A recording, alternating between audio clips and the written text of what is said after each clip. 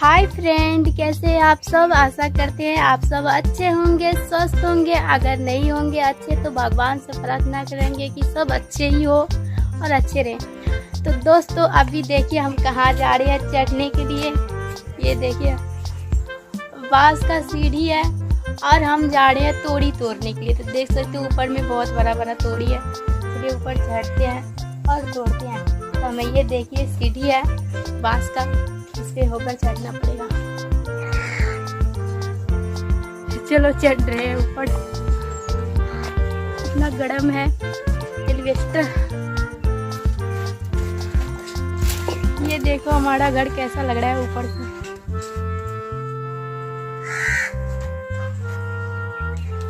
ये देखो कैसा लग रहा है दूसरी एलिवेटर वाले घर। हम पुरानी वाले घर पे चढ़े हैं। चारों साइड का लुक दिखा रहे हैं।